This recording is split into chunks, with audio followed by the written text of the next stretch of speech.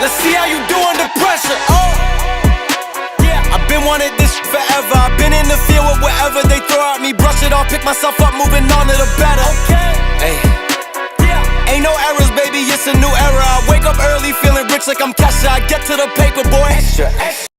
Walk with me.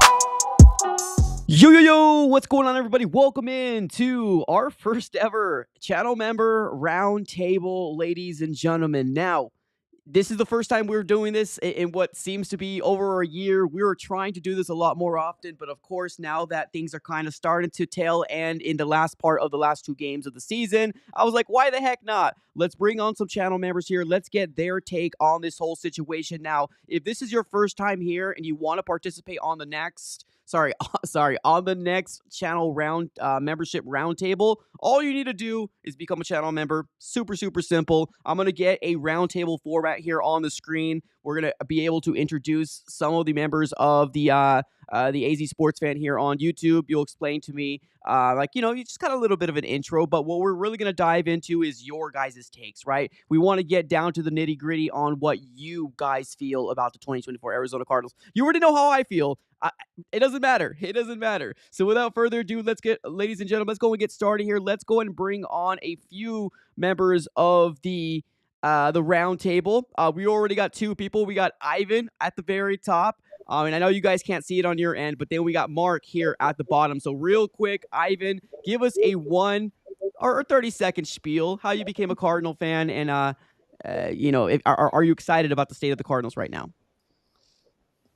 Hey, so Ivan Barrera here, Arizona Cardinals fan. Obviously, I love misery. But the state of the Arizona Cardinals, I'm sure we'll get into that here in the future, but just want to let everybody know I've been a Cardinals fan since Garrison Hurst was my first Cardinals jersey back in '93. Wow. So been a while, and thanks for having me on the show, man. Absolutely. Mark, I'm going to give you the reins here. Same question goes with you. And as you're talking, I am going to get channel members on the screen as well. So go ahead, Mark. All right. So I started off a Dallas Cowboys fan. Yes, I admit it, but I am totally 100% not one now. That's good. I grew up in Phoenix. So I became a Cardinals fan in 93, 94. Dang. Somewhere around in there, same time, as Ivan. And then I've been diehard ever since. And you know what? I love misery too. So thank you, Ivan. Well, welcome to the family, man. No, you've been a lot longer than I have because I was what? I'm not even gonna say that anyways. Okay, so appreciate you for being here. Let's go on with Chris. Chris, man, it's been a long time since I've seen you. I appreciate you for jumping on, man. How are you doing? How long have you been a Cardinal fan? Oh, I'm mostly wondering, why is it more fun to watch the Blazers right now than the Cardinals? The Cardinals are good enough. It should be more fun to watch the Cardinals than the Blazers. Even when I'm in Oregon, where I have immediate access to the Blazers and Moda Center. It seems to be the same topic. I agree, man. It's rough. AZ Sports Girl, got you in the corner over there. How are you doing? Good. How about you, Mike? Pretty good. Can't complain. How are you feeling right now about the state of the Arizona Cardinals? Just real quick, 20 seconds. And then how long have you been a Cardinal fan? I'm not going to lie. I am very disappointed with them right now. And I've been a Cardinals fan since 2018. So I should pretty much be used to this by now, but I'm still disappointed. Yeah. No, that's fair.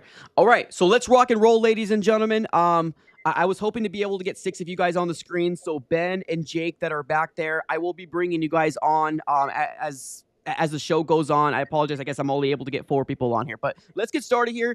We got a lot to dive into today. Just obviously the state of the Arizona Cardinals currently right now, 2 games left in the season. I want to get your guys' take and how you guys feel about currently right now in more of a broader format on how you feel about the Cardinals. Are you happy that we're 7 wins, or are you kind of disappointed about starting off 6-4 and basically falling off, the cliff again? Let's first start off here with Mark, and then we're going to move on over to Ivan. All right. So at first I was really happy with them, being at 6-4. And since they've fallen off, obviously that is a trait that has been happening over the last few years. So I don't think that is a good sign for the team or anything along those lines. I really do believe that we have more in there. It's just not being pulled out of all the players. Okay. What about you, Ivan? What are your thoughts? Yeah, so I mean, 6-4 at the bye, we had everything in front of us, right? So that's the disappointing part of this. So to go from 6-4 to now 1-4 after the bye, that's inexcusable. Everything was in front of us, and maybe we had overachieved for the first half of the season, but once again, the Kyler crumbling towards the end of the season once again is just kind of, it was a foreshadowed event.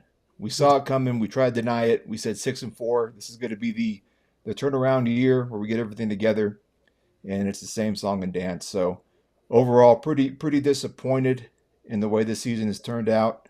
Yesterday was a huge indicator of that. The team was not ready to go, and really it was just a breakdown on all levels. Allowing Carolina to score 36 points, inexcusable. It's pretty much doom and gloom right now. So Yeah, I think pretty disappointing. Chris, let's go with you. I mean, I don't really know what else there is to say, really.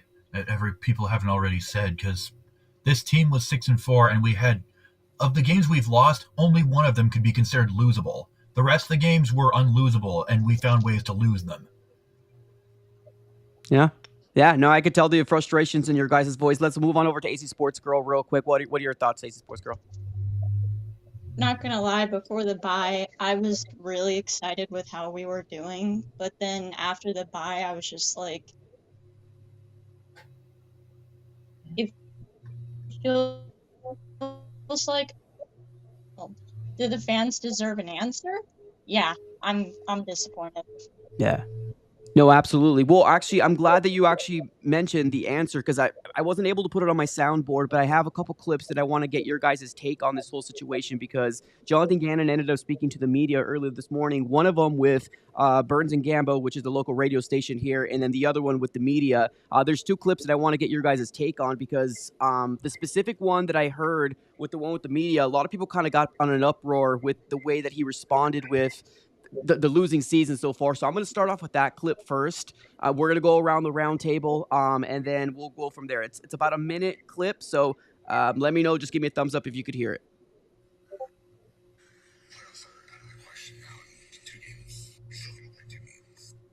No? Love that we can go play 2 games. Go put it. You got 2 more opportunities. You know what I mean? It's obviously not the outcome we wanted. That we're not going to be playing in mid-January.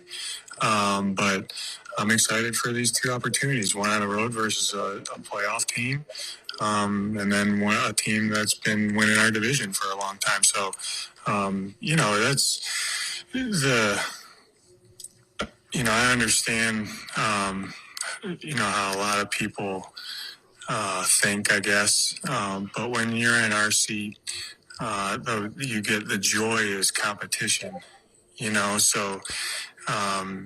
Last year we weren't playing for anything, right? We made a lot of hay and got a lot better, and we did a lot of good things, last year that I thought that we built on and followed us a little bit into this year. You know what I mean? So they're learning opportunities for us, and we're gonna go play a really good team. And I'm excited about it. That's the competitor in me. Okay. Sorry, it might have been a little low. I apologize about that. Next time I will get it on my soundboard. I just didn't have enough time to do so. For the people that were able to hear Jonathan Gannon or did hear Jonathan Gannon, the main question was about the idea that, the disappointment that's happening amongst the fan base right now and how they're currently feeling. Does anybody want to take the reins and give your own take on the way he, I guess, responded to it? Because I know there's a lot of people in social media that had an uproar. All right, Mark, go. All right, that's all BS talk that he does. It's coach talk. To me, it's nothing. They should have done better. Yeah. Period. They're all veterans. I mean, there's only a couple of rookies on the whole team, but that's led by Buda Baker, by Kyler Murray, by how many ever captains we have. Those guys, it's their job to make sure that everybody else is ready, and they were. Yeah, that's fair. Ivan? Hey, yeah. So, much like Mark said, is kind of a cop out answer, right? But I think the other part of it too, for his defense, is he's got to keep this team focused in Yeah. any way he can. So he can't go out and just say, hey, the season's a complete dumpster fire at this point. We're going to get blown out by 40 next week against the Rams. Like, he can't come out and say that. So Yeah. it's like you said, mostly coach talk, and is just keeping everybody focused, and somebody that's not afraid to lose his job. Like Gannon's perfectly in place where he's at, so he really doesn't have a fire lit up under him as much at this point of the season. So he's just kind of keeping his team focused and hoping we just don't get completely embarrassed on Saturday. All right, Chris, any new thoughts on what he said? Nope, not really. Yeah. AZ Sports Girl, what you got? I gotta agree. It's a complete BS answer, and I hate it that he's not taking more accountability for this collapse. Yeah. I mean, in his defense, he has said that this was on him, but it does feel like a cop-out answer, right? It does feel like one of those things where it's just like, it's the whole, you got to give credit Cliff Kingsbury, we didn't execute, Ken Wisenhunt, right? Those type of things that he constantly always says over and over again, and it feels, it's a little frustrating, absolutely, and I do agree with you there. I don't know. What do you guys think of this Rams game that coming up here? Because I think he also did say in this media session that, we're going to come in here, we're going to give it our all. And although that might be the truth, do you think the Cardinals actually stand a chance against the Rams? Let's start off with Chris first. I mean, like, we should, because we're that good, but they haven't been playing like it recently. Freaking blew them out the first week when we played them. Yeah, they were injured. So I'm a little worried. I feel that like is fair, actually. Yeah, I feel like that they're just waiting to lick their chops and maybe pay us back, but we'll have to kind of wait and see. AZ Sports Girl, what are your thoughts on the matchup with the Rams? I'm terrified. I think they're gonna kill us. Mark? Honestly, we're injured now, and they're not. So there you go. It's gonna be a hard game to watch. I will say that much. Yeah. Before we get to Ivan here real quick, the question was asked to Jonathan Gannon about James Conner and everybody else that was injured from week 16 to now go to week 17, and everything's kind of up in the air right now. Very, very unknown. Doesn't want to give too much information out because I don't know, because of competitive advantage, or maybe he just doesn't know the information. Regardless of what it is, Conner right now is questionable. Ivan, what are your thoughts on the Rams this weekend? Yeah, so we're going to get absolutely blown out, and it's kind of payback for what happened week 2. Don't be surprised if this is a game where Kyler Murray's hamstring starts acting up. All right, I'm going to tell you straight up. The first quarter's going to get ugly. That hamstring's going to start cramping up on him, and I can see him sitting this one out, especially with James Conner gone, who's 75% of this offense. I think it's the perfect game for Kyler to go ahead and say, you know what, this season's done for. I'm done for. I'm out of here, and let the chips fall where they may. So do not be surprised if Kyler takes himself out of this one somewhere early. Okay. Wow. All right. Well, let's talk about this real quick. And we're gonna address the elephant in the room right now. We're just going straight for it, bloodbath right now. Kyler Murray, the topic right now that everybody's obviously talking about. With Kyler Murray, is he the guy? Is he not the guy? I want to get your guys' takes on this whole situation. And of course, I'm not here, right? I'm just initiating the conversations around. You tell me if I'm wrong, if everything I said is absolutely mean. You tell me right now what you feel. Let's first start off with Chris here and how you feel about Kyler Murray. Is he the answer in 2025 or for the remaining of his contract, which I believe is in 2028? But the guaranteed salary does stop in 2025 for what it's worth. What are your thoughts? It's hard to know with like how inconsistent he is, because he's had his moments, but then there's other moments like since the bye where he plays like he doesn't really belong in the NFL very much. Like he should at best still be in college. Okay. So right now, kind of up in the air. Don't really have too much other than let's see what the Arizona Cardinals decide to do. Pretty much. Yep, Okay. pretty much. All right, AZ Sports Girl, your thoughts? I gotta agree. Let's see what the Cardinals have got to do with him, because I used to be a Kyler Murray defender, but now I'm just like, I can't do it anymore. As much as I want him gone, he's got how many years left on his contract? 2028 is when his contract is up, but technically guaranteed salary stops in 2025. So you might have a year that you're kind of stuck with QB1 right now, but I guess what is your thoughts just of him just in general, I guess? I'm unhappy with his inconsistency. He'll have weeks where he's good and he's like, "Oh, MVP, MVP, MVP." And then all of a sudden he just explosion. Gotcha. Okay, Mark, let's shift on over to you. Take Ivan's first. I want to hear that because you know me. Yeah. That's all I gotta say. Yeah, I know Mark, you've been here for a very, very long time. I'm right there with you. Time. We've been talking about Grumpy Cat for a very long time, like 2 or 3 years ago. So I appreciate you for being on here. That's me. I'm the Grumpy Cat. Yeah. So let's hear Ivan's take first, and then I'll give you mine. Ivan, what are your thoughts, man? All right, so broken this down to a couple things, right? So there's the fan in me that sees it one way, and then there's the realistic me that sees it another, right? So we're stuck with Kyler Murray. We're going to start the season with him next year. There's no ifs, ands, or buts about that. Yeah. So this season has gone the way it's gone. Jonathan Gannon isn't going anywhere. Kyler Murray's not going anywhere. Drew Petzing might be the scapegoat. And I say that because looking it up on Spotrac, to cut him anytime between March 16, 2025 and June 1st of 26, you're looking at anywhere, some sources will say $43 million dead cap hit, and others on over the cap say $58 million dead cap hit just for that season. So he's not going anywhere next year. Right. Post June 6th or post June 1st in 2026, he's only a $13 million dead cap hit. That's when he's out of here, right? So he's going to start the next season next year. This time next year, we'll be having these same conversations, but the reality of the whole matter is that when Austin Fort and Gannon and Petzing came here, the conversations with Bidwell had to be, we've paid this man, he's your quarterback. Do the best you can with him, and we'll give you a couple years. So this is going on. Next year will be, year 3 essentially with Kyler Murray, and really it's the last year that his contract is immovable. So at the following conclusion of next year, however that roller coaster decides to go, I think that's when we're going to get rid of him after a post June 1st cut of 2026.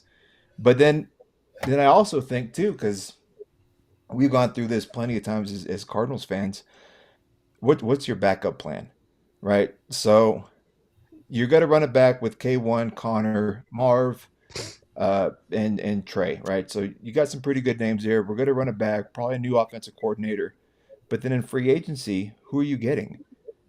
Kirk Cousins, who just got benched for a 1-9 touchdown to interception ratio. No thanks, I'll pass. Jameis Winston, I mean, can't even start in Cleveland. Sam Darnold's not going anywhere. Look, if the Vikings finish 15-2, they're not going to get rid of that quarterback. So I think the pipe dreams of Sam Darnold, that's not going to happen. So who are you left with in free agency? Maybe a Zach Wilson, something like that. Either way, it's not going to be anything better than what we currently have. Yeah. And then you look at the draft. This is probably the worst quarterback draft class we've seen in a very long time. So if we pick somebody up, maybe the kid from Notre Dame or Indiana, somewhere in the middle rounds, like, they're no better than Clayton Tune. So we're really just stuck. Like, next year, we just kind of got to bite the bullet and hope for the best. But these conversations are going to continue to happen next year. That contract's immovable. Nobody's trading for him. We're stuck. And the conversations have to be between Bidwell, Austin Fort, and Gannon. Did we give Kyler every chance imaginable to succeed? And I think this year the scapegoat's going to be Petzing. Yeah. But there's no better plan B out there right now, unfortunately. Let me ask you this real quick. I got my guy Ian in the chat here. He's saying Daniel Jones, Justin Fields, and I'm going to throw one other on there as well, Russell Wilson. Right now, I think he's on a 1-year deal, if I'm not mistaken. Any thoughts, as a QB2 quarterback competition type of guy? I saw a couple of head shakes. Chris, what are your thoughts? I will say that when he was first cut by the Giants, I had actually thought positively about bringing Daniel Jones in as a backup, to the point where I was actually a little upset to hear that he signed with the Vikings instead. It's fair. AZ Sports Girl? I don't know. Nah, not feeling it. Not the names. Not really feeling Daniel Jones. Okay. Justin Fields, Russell Wilson, if available. Justin Fields, maybe. Russell Wilson, I'm interested. Okay. Now, keep in mind, this is based off of QB2, right? Because I think we're all kind of under the understanding that, like, Kyler Murray is going to be QB1, or at least, for what we think we know heading into 2025. But I would love to see a quarterback competition personally. But, I mean, we'll have to kind of wait and see how that shakes out. But, okay. Now, one last clip I want to show you guys here. I apologize again in advance if you can't hear it, but if you can, this is another long one. But this is from Burns and Gambo earlier today, because every Monday – Jonathan Gannon goes on there and he speaks to the radio station hosts, and he gives them the spiel. But Jody Jackson actually subbed in, so that's what the lady you're going to hear. She asked a really good question, and then a really good follow-up question. Has to do with Kyler Murray as well. So let's listen in. Let me start this over. Kyler Murray, I believe you said he'll play the next two, and not unexpected, of course. But what are you looking to see out of Kyler in these final two games? Yeah, play his game, be a playmaker for us, have complete command, take care of the football, and make plays and put us in a chance to and give us a chance to win the game. Like he's done basically the whole year. So I have complete confidence in him, and I know he's ready to get back out there and light it up. Obviously, to get you back in the game yesterday, he had to make some plays. And I knew you said the interception, you liked his opportunity there to try to make something happen. But my question is just this last, 5-6 weeks, it seems like there's a pattern of a turnover late in the game like that. Is that something that concerns you? It concerns me when we lose the takeaway battle, because I know that it's hard to win games. Your margin for error in the NFL is so small, and then when you lose the takeaway battle, that is a hard stat to overcome. So a lot of that is on him, a lot of that, but it's not all on him. A lot of that is, on everybody, coaching and playing, and it's on the defense too. We didn't have any. We had some opportunities, I thought, to generate some takeaways, and we didn't get it done. I know that's not answering the question about Kyler, but I look at it as a global kind of view. That stat, the whole team goes into that stat. So I would say Kyler has to be better there. The coaches have to be better. All the players on offense and defense have to be better there. Okay, so and the reason why I did this is because I'm not sure if you heard the Jonathan Gannon say something and he retracts it and then he throws everybody else. He's like, okay, everybody. What are your thoughts on that whole situation? Obviously, I thought it was a good question because Jonathan Gannon and the rest of this coaching staff, they love to speak in very, very vagueness. They don't like to throw people under the bus, but this is the first real time that I actually heard Jonathan Gannon say, yeah, that's kind of on, that's Kyler, but it's also on the defense. It's not all on him, but like 2 seconds later, he was like, it was all on him, but then he retracted it. What are your thoughts overall on, I guess, just the thoughts of what Jonathan Gannon had to say? Let's start off with AZ Sports Girl, then we'll go on over to Mark.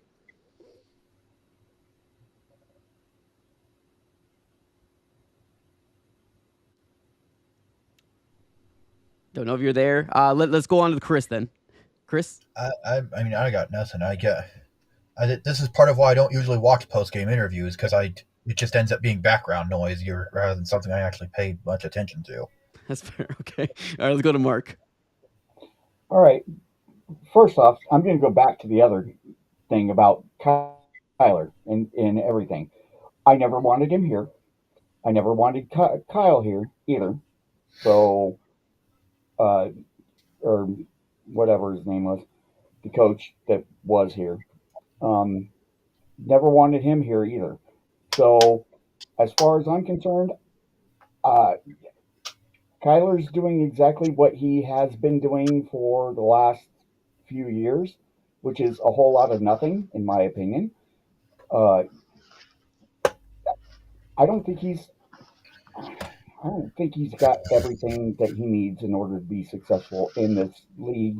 Even though he did win 10 games, no, he doesn't have it. He falls apart. Yeah. Okay, Ivan, what are your thoughts? Yeah, so the moniker goes right. It's a team game. It's football. There's three assets. There's three facets of the game. But at some point, and we kind of saw a glimpse of it, some things are inexcusable or indefensible. So he almost let it slip in my mind. But it's how it's his philosophy, right? The ultimate team game, and I get that. And he doesn't want to throw anybody under the bus. But again, more coach talk, more of that coach jargon. But soon enough, man, like once his job's on the line, I think the inexcusable plays by Kyler or anybody on the team, those might come out a little bit more direct. But for now, everyone's feeling safe. Gannon's feeling safe, so he's not going to throw anybody under the bus.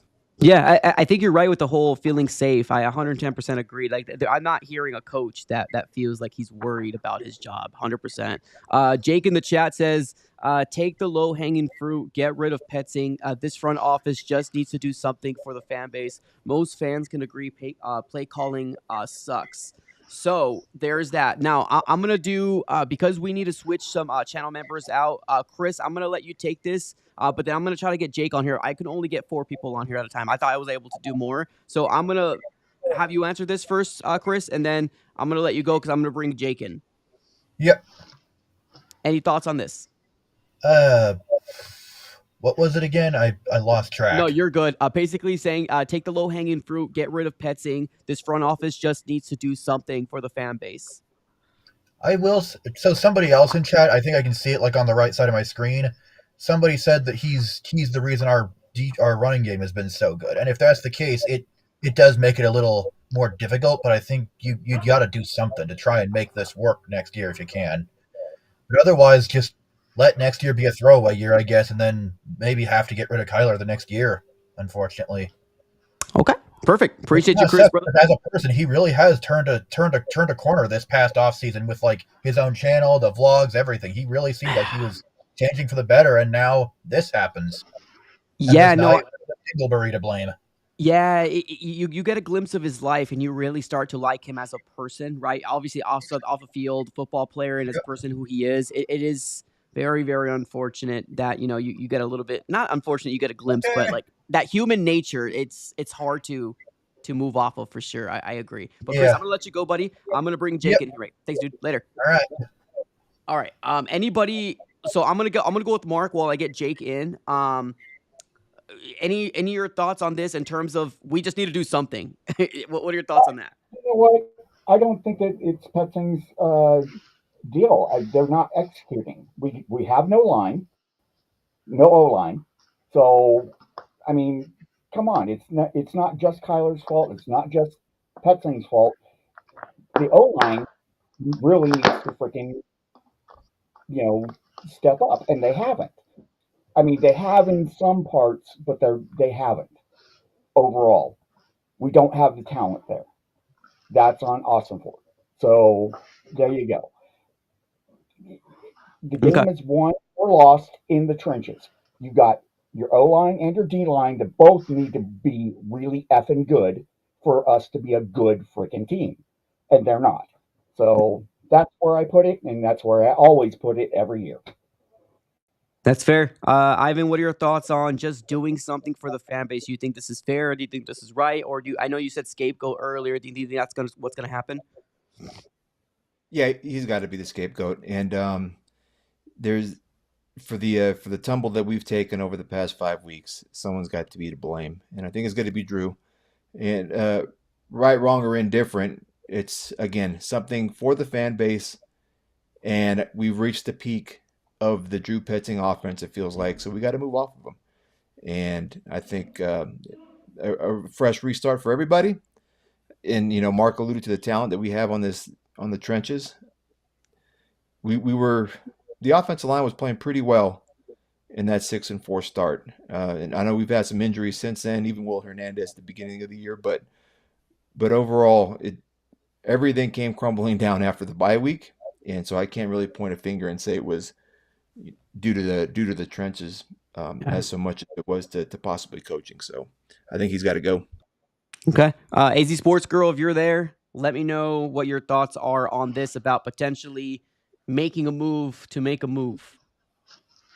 Can you guys hear me? Sorry, my connection went out. No, you're good. I want to move off of Drew Petzing. I'm sorry, but he's got to go. I have a hard time figuring out his plans game after game after game, and I just don't like it. I want him gone. I want him out. Okay, that's fair. If how I predict this Rams game is gonna go, it's not gonna be pretty in my eyes. I think that they are going to try to make us pay for what we did in week 2. I hope I'm wrong, and I hope we stand toe-to-toe with them, but we'll have to kind of wait and see. I just don't know what the 49ers are going to hold. I really don't. I think that's going to be a home game, if I'm not mistaken, so I'm curious to figure out that. Let me kind of go around. Yeah, it's a home game. I'm sorry, repeat that? Yeah, it's a home game. Home game, right? Okay. Let me go around the round table, and we are still waiting on Jake. I know Jake confirmed in the chat. Jake, click on the there you are. Okay. Let me get a quick what do you think the Cardinals are going to accomplish in this last 2 games? You think they're going to go 0-2, 2-0, 1-1? What are your thoughts about the Cardinals? Let's go with Ivan first. Yeah, so it'd be best if we didn't win any game, right? The season's over with. The Rams, that's not even it's a no-brainer. We are not going to win that game under any circumstances. They're playing for their playoff lives here. And trying to keep retention of the NFC West. So we're not winning that. And then the 49ers, even though they're a broken team, I just don't see Kyler Murray playing that game. I'm telling you, I think he's gonna pull a hammy next week, and I don't see him suiting up for Week 18 to an empty stadium. I don't think his ego can handle that. So I don't see him playing. I think we go 0-2, man. Clayton Tune Show, we're back, baby. I'm just kidding. All right, let's go with Mark. Oh man, I'm right there with you, Ivan. Yeah, he's gonna pull a hammy. He's gonna do something. His butt's gonna hurt in some way, shape, or form. So he's gonna bow out. I just don't think he is a quality character person.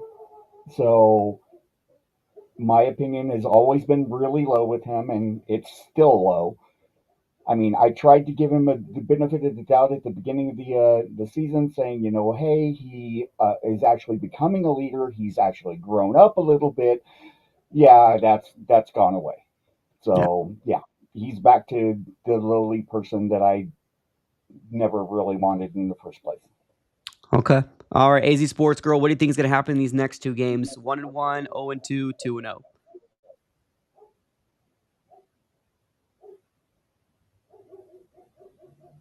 Okay. Well, there's Jake to save the day. Jake, what's up, buddy? Can you hear me? There you are. Can you hear me? Yes. What's up, buddy? Okay. That's my fault. I was on one device, so it was like either I watched the live stream or I'm like in the waiting room. That was all. No worries, brother. All right. So we're kind of answering your super chat here. And thank you so very much for obviously the super chat in. I want you to kind of elaborate on the whole Drew Petzing situation. Like, you feel like we just need to make a move, right? Kind of elaborate on that. And then I'm going to ask you another question a little later. I got you. Yeah, I think it was easy in the chat. Someone in the chat. I want to give him credit because he disagreed with what I said. I don't think that Petzing alone is the problem, but this organization needs to do something, right? I think you said it on X maybe that someone needs to get fired. Something needs to happen, and I'm cool if that's Kyler. But I just don't think that's going to happen. Our contract, we kind of screwed ourselves. Yeah. And Petzing is the low-hanging fruit. He's the easiest to leave. I don't want Jonathan Gannon gone. Oh, yeah. But, the offensive scheme, it's so predictable. I went to the game yesterday. I had the unfortunate privilege of being at the game. And my best friend came with me, and he never watches football. I just took him.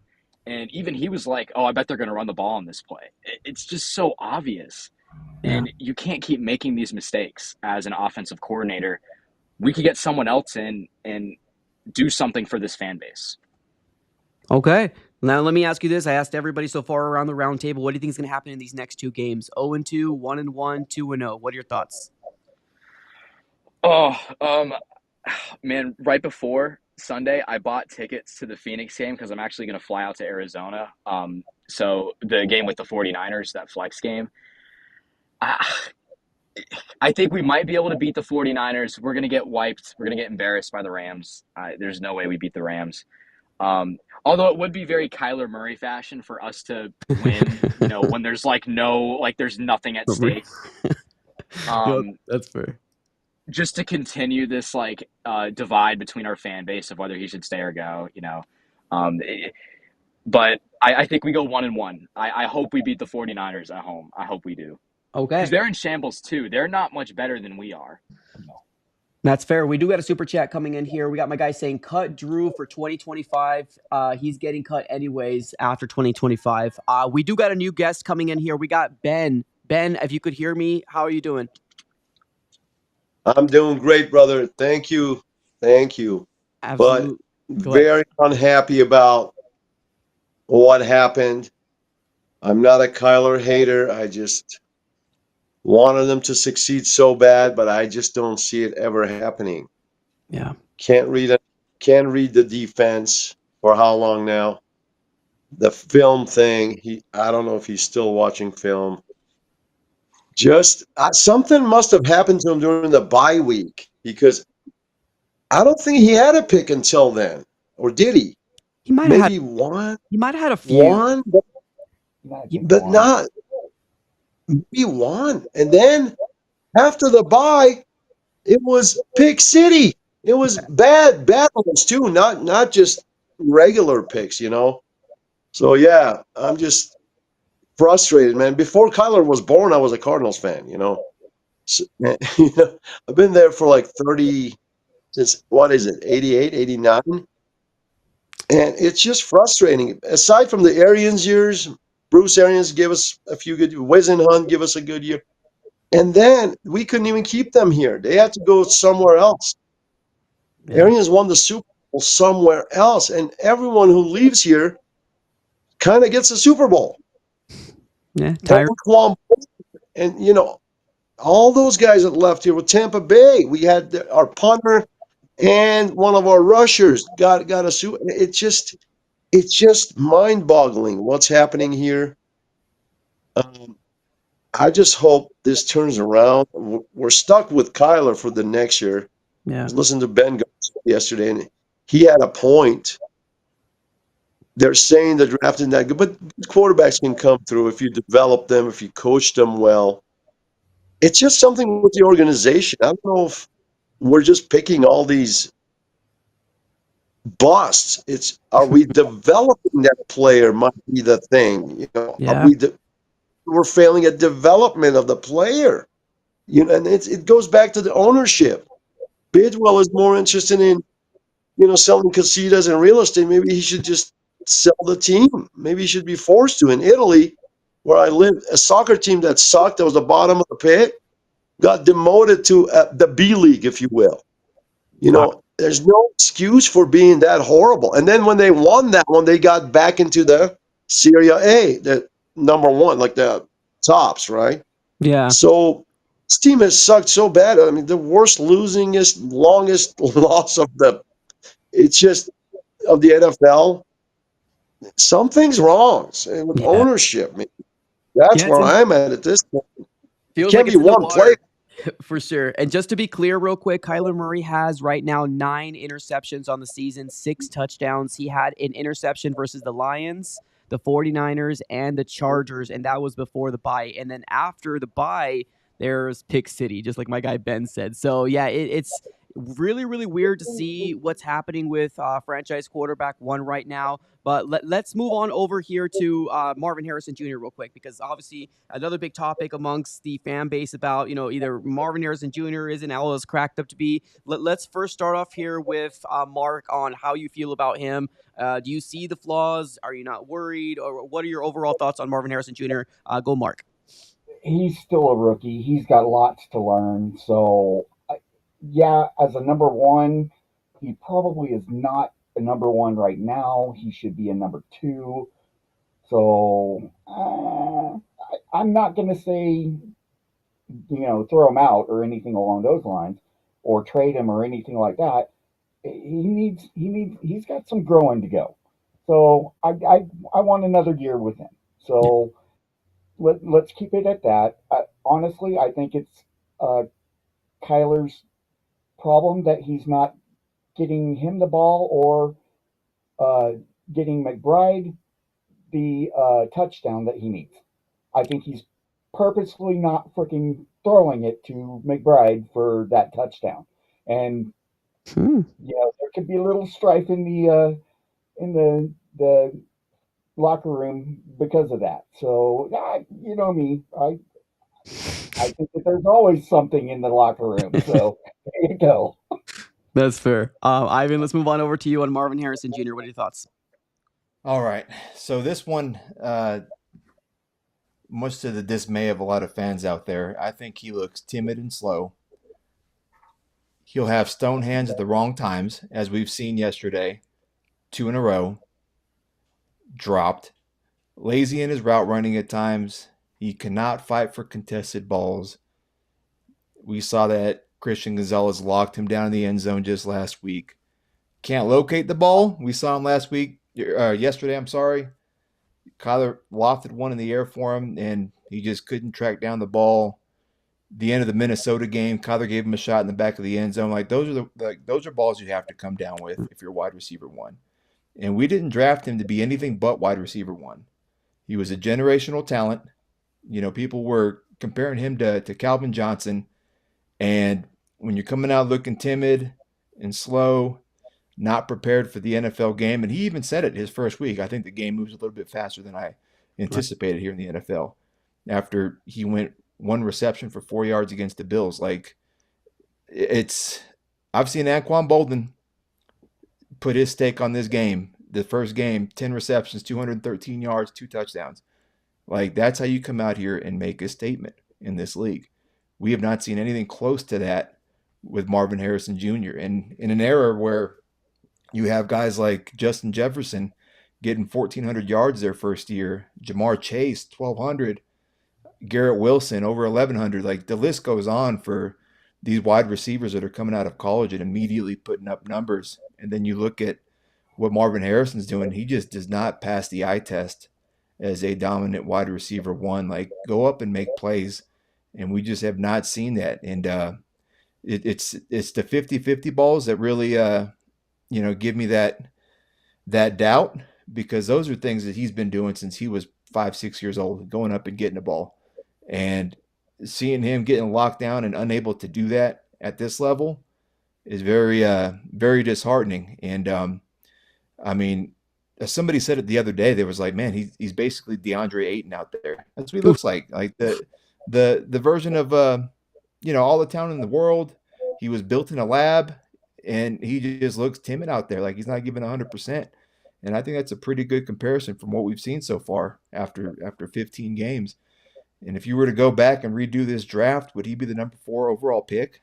I don't think so. I'm not even sure he'd be the 4th wide receiver taken. So wow. I think he's got a lot to work on. He's got a lot to do. But we've said it multiple times throughout the season, we have to see that dog in you. And if we don't, then it's going to be a long career for you in Arizona. Just because the pedigree of wide receiver ones we have had the luxury of having. Back to Frank Sanders, Rob Moore, David Boston, Anquan Bolden, Larry Fitzgerald, D-Hop, wide receiver one has never been an issue for the Arizona Cardinals. And when you're asked to fill those shoes and come in and do that, and you don't look the part, I just hope he turns it around. That's fair. All right, Jake, and then we're going to move on to Ben after Jake. Yeah, okay. I think Ivan had some good takes there. I think I agree. I think it was Mark was his name. I want to make sure I get the name right. Yep. The first guy who spoke. hmm I think I agree with him a little bit more. You see, Marv has one thing going for him. He's a rookie. Kyler Murray is going into year 7. So I can offer a little bit more grace for Marvin Harrison. He had that one game against the Rams where we were all just in awe, and we were like, this guy could be the next Larry Fitzgerald for this team. But we haven't really seen a repeat of that, I don't think. Yeah. And uh, one thing that would be, talk about low hanging fruit, things that you can do for this fan base. Replace the wide receiver coach. I mean, do something, to show that you're trying to work with Marvin Harrison Jr. I kind of told myself, just watching him, his movement being slow and kind of, I would be like, well, he moves with grace. He's actually a pretty tall receiver. If like you see him, he's actually like really tall. I was giving him the benefit of the doubt, but after yesterday, like these are catches you have to make, in the NFL. And so I think give him another year. I wouldn't trade him right now. See, maybe if this front office can actually do something for the fan base, whether it's at quarterback or offensive coordinator, see if maybe we can get him. Like what do they do with Bryce Young, Carolina? I'm surrounded by Panthers fans because I live near Charlotte. So everyone's saying, oh, it was great that he got benched. Maybe move him down to wide receiver 1. Maybe in the draft, maybe pick up another receiver or go for, was it T. Higgins we want? I heard some people saying T. Higgins. Get a veteran receiver in here so maybe Marvin Harrison Jr. can have someone to kind of study under, so to speak. But until something changes, nothing's going to change. Yeah. And I also think it does go back to ownership. I know we're not talking about the owner right now, but like our players have to pay for their own food. When I found that out, I was like, what the heck are we doing? I really wish, it's a fantasy, but if Elon Musk came and bought this team, that would be so awesome. Damn. Just saying, I know. If only. Oh, or I'll take Jeff Bezos too at this point. Let's go with Ben. Ben, go. Let me know what your thoughts are on Marvin. Well, that's the whole thing. We treated him like the next coming of Larry, and didn't play much except that one pass against the Saints in the preseason. Yeah. So then develop him again. Goes back to development with me, and this is coming out like the pattern is showing. And the guy is soft. Like Q's first game in Detroit, I'll never forget it. We lost that game, but he had, as Ivan said, all the stats. Man, we were expecting Marvin because of what they made him sound like, hyped him to be better than Q. We were expecting 300 yards in the first game based on how they presented him, right? And that just did that was too much pressure on the guy, I think. So he, as a rookie, I'm going to give him. I'm not going to say he's a boss. He needs to develop further, become more assertive, and really go for it. He plays soft and doesn't separate like we thought he would. He looked better in Ohio State.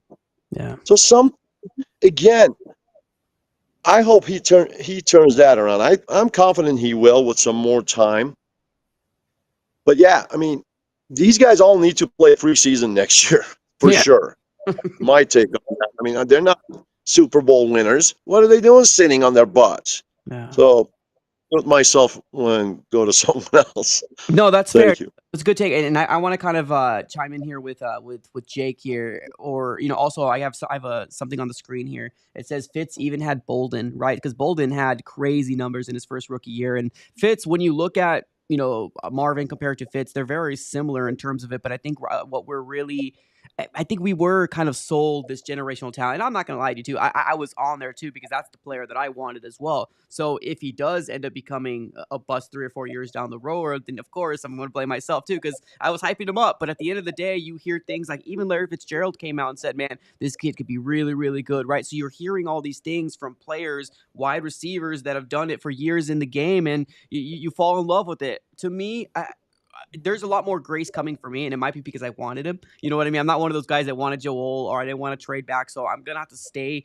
with who I wanted originally, and I have all the faith in the world that hopefully he will develop. But maybe getting another wide receiver and maybe making him down a notch to wide receiver 2 maybe will help his development, not having him focus on being you got to be the guy, you got to be the guy. I don't know. We'll see. We'll see what happens here with the Arizona Cardinals. But let's continue the topic. This is a great conversation, by the way.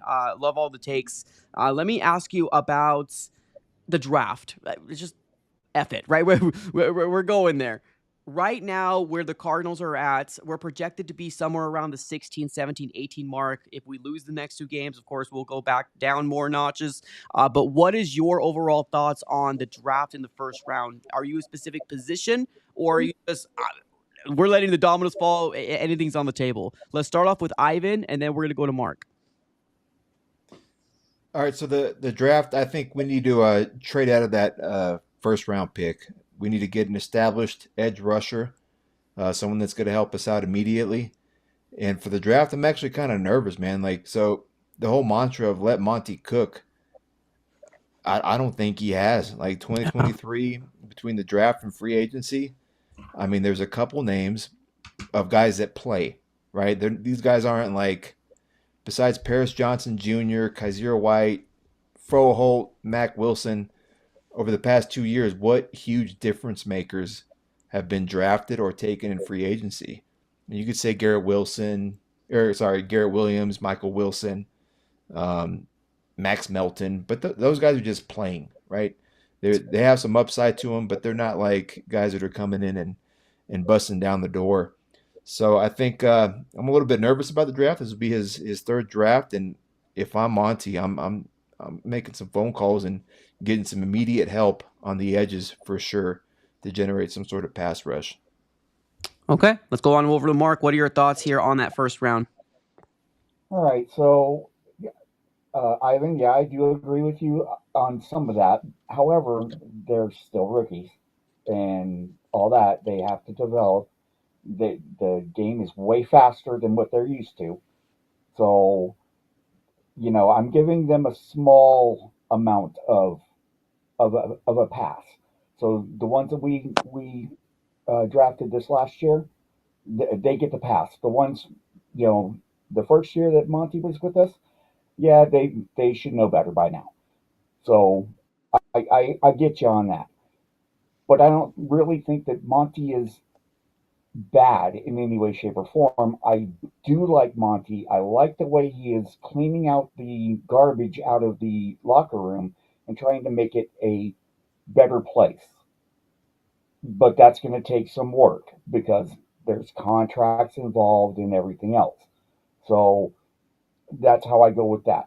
As far as the draft coming up, I'm thinking, you know what, we got to do edge.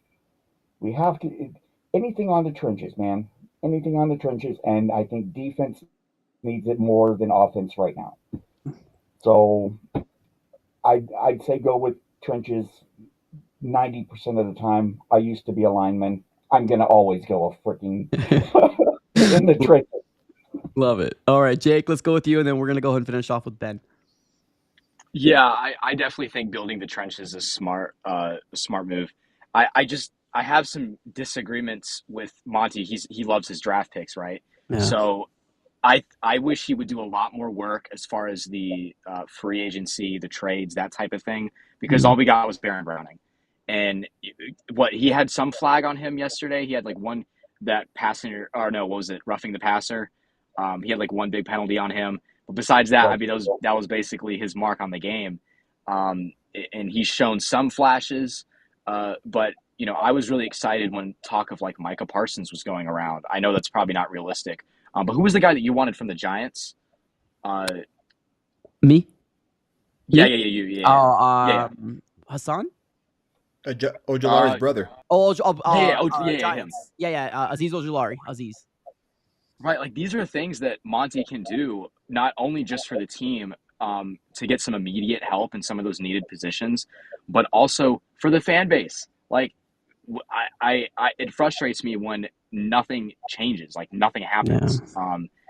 And I think again, building trenches is smart. We were told that this season, this defense was going to be one of the worst defenses in the league. And I think we're starting to see after this bye, the lack of talent on this defense is not helping us, right? Yeah. We beat the Patriots, but like if a win can feel like a loss, that game was that. You know, we still gave 17 points to the Patriots, and we let Carolina drop 36 on us, and it was almost like we just let Chuba just walk into the end zone. They did, and it was just, I'm sure that they were tired and worn down by that point of the game. But I think we definitely need to build up the trenches. We're still stuck with Kyler. I mean, I didn't get to listen to the first part of this, I'm sure, when you guys talked about Kyler, but he's not going anywhere with this contract. So, stick with this offense, build up our defense, build up these trenches, and hopefully that does something. I mean, yeah. Okay. All right, Ben, what are your thoughts? First round draft. First round, edge for sure. We need help there. We just need that, and then best player available after that. But man, edge, we need a lot of depth there. If we had even this year, if we had a good one, good edge right, things might have been a tad different. Who knows? Yeah. So that's all I have. I'm gonna let someone else get on if I may. Absolutely. Appreciate you, man. Thanks so much for coming on. Later, dude. Thank you. Oh, no. Yeah. Great stuff overall. Yeah. I think that like when it comes down to the first round, I think defensive line is going to be a no-brainer for the Cardinals. And we are going to bring back some other people that have been hurt. I for what it's worth, Bilal Nichols and then Justin Jones, but they're more of the inside guys. Hopefully D-Rob's going to take the next step. And then we still don't know what freaking BJ Ojulari is going to do. Like, unfortunately, he's been hurt a lot that we haven't really seen what he can do, but I'm still really cool with the idea of potentially getting the Ojulari brothers together, and I feel like that would be pretty dope. All right, let me ask you this last question, guys, and we're going to be closing up shop. If you guys do not know, this is the first roundtable, hopefully of many from the channel members. I was hoping that I was going to be able to get more people on here, but my software only allows me to do 4 at a time, so I apologize. But my question to you guys, free agent. What is that one free agent right now? I know it's hard to predict right now. It really is. That one free agent that you want right now for the Arizona Cardinals. Whoever wants to go first. I know I kind of sprung this question at you guys. Raise your hand and I'll let you on.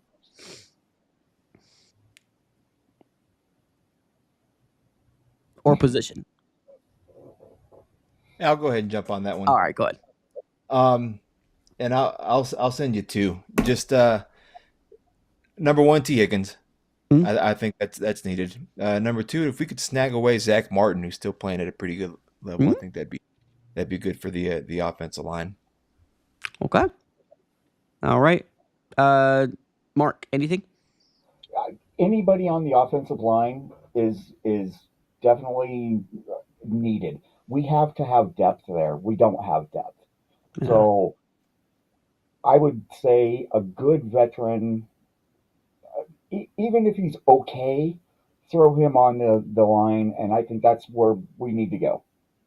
Okay. All right, Jake, a player or a position, whatever. I think actually T. Higgins, I wasn't thinking too much about him, but that actually sounds good just by the value that he could bring. But I know technically he's not a free agent, but Mythic did a video and he kind of broke down the position that the Cowboys are in. If we could possibly get our hands on Micah Parsons, I think that would be so huge. Probably won't happen. But one of those like difference maker positions. And also, I have a question for you, Mike. I hopped on X. I usually don't use X, but I got yesterday, and I saw you and Mythic kind of a little bit going at it, where he like said something. You're just like, stop it. Oh yeah. Was that? Were y'all just like beefing with each other? Was no. Me and Mythic are cool. Like, no, we're cool. Okay. Literally, like, I just said stop it because me and him we've been going back and forth with Kyler Murray for years now. It's always been he's very, very pro Kyler, and I just wanted to stop. It wasn't anything like that. No, me and Mythic are cool. Yeah, we're good. Well, when I kind of entered this Cardinals fan base sphere, I started to quickly see the divide, and I was like, I kind of like the positivity, but when Kyler keeps selling games, and honestly, the vibe I get from Mythic, I feel like Kyler could commit a double homicide and he'd still defend him. Like, that's how I feel right now.